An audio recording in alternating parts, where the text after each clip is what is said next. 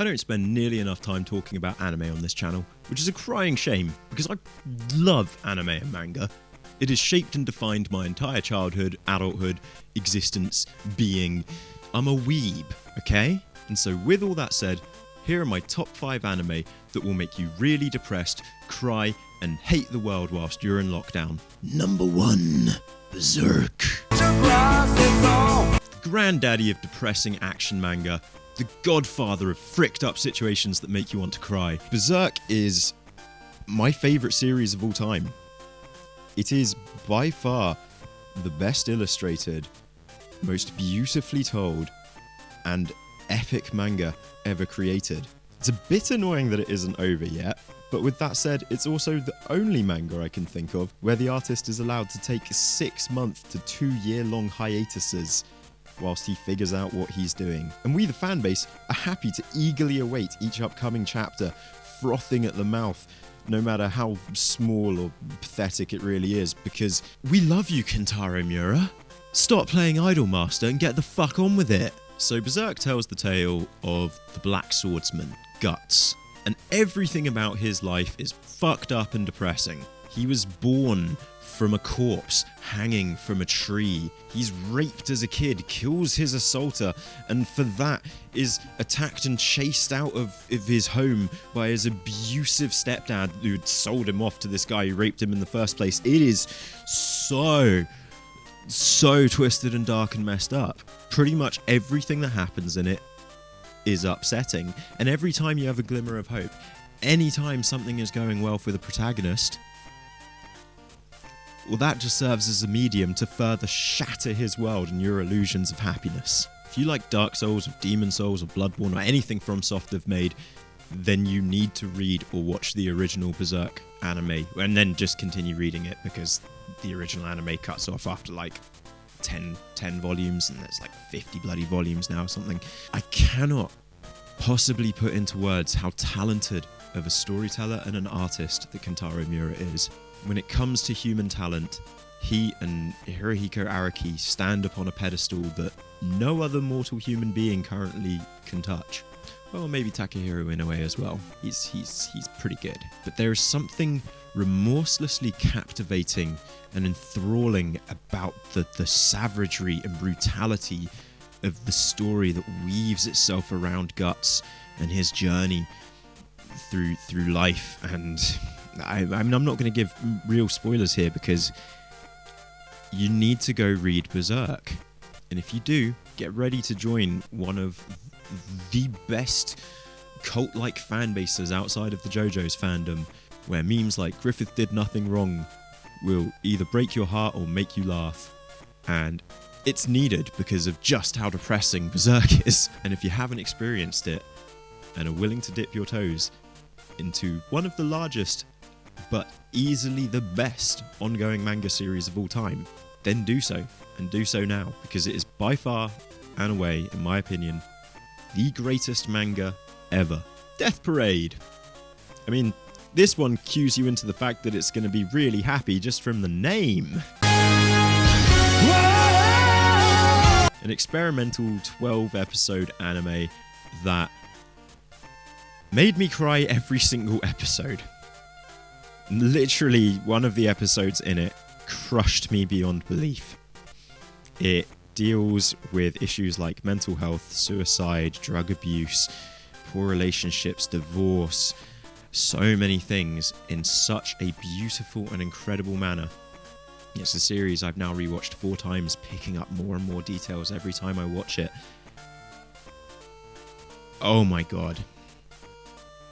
Death Parade is easily one of the greatest animes to be created in the last decade. It is vastly underwatched. Not nearly enough people know about it. And it has, in my opinion, the greatest OP to an anime ever.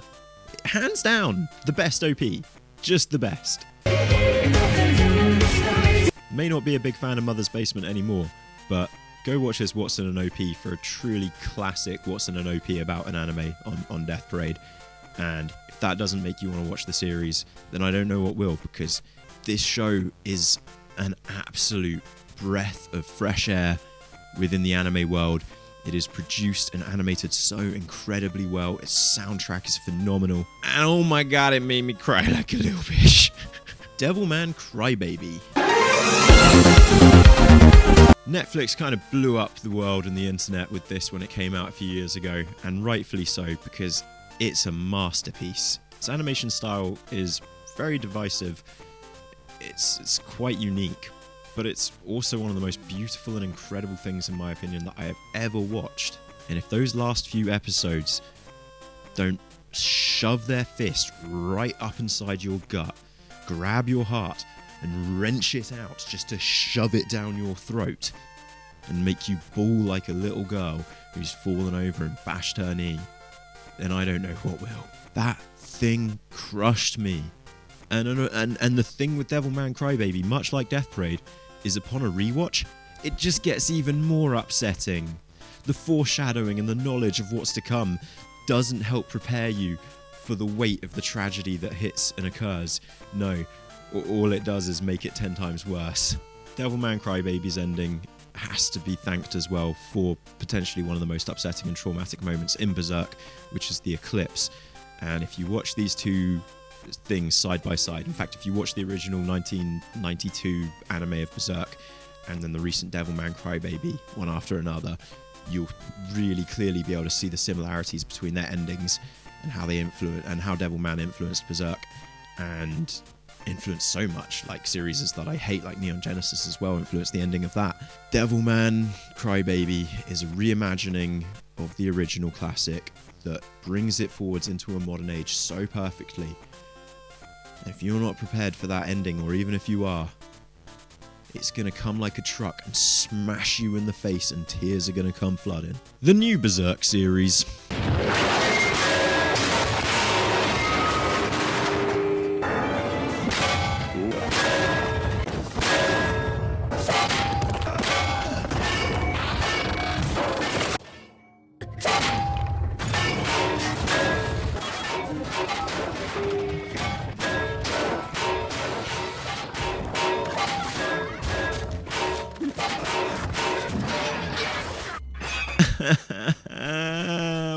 Why did they do this?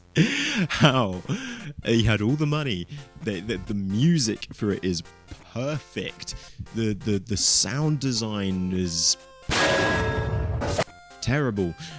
But there's so many other things. You know, it was the best part of the series for them to be doing. Yeah, they fucked it. Never before has there been such a betrayal of a fan base and an audience. Never before has there been such a betrayal of an artist. How the hell he allowed this to happen for a second series, I do not know.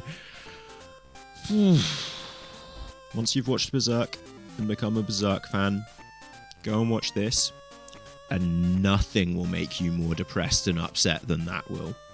Gladiator. Strength and honor. Strength and honor. Gladiator is an anime.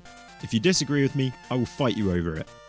This film is a goddamn anime masterpiece. And if anything is going to get me blubbing away on a Friday night, it's sitting down having a bevy and watching some Gladiator.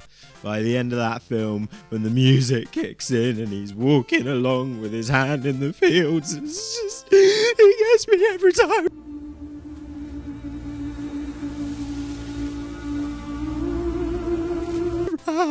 Alrighty guys, thank you so much for watching this. If you enjoyed this, don't forget to smash like and subscribe, and drop me a comment down below with whatever you think is the most depressing anime or the most depressing moment in an anime.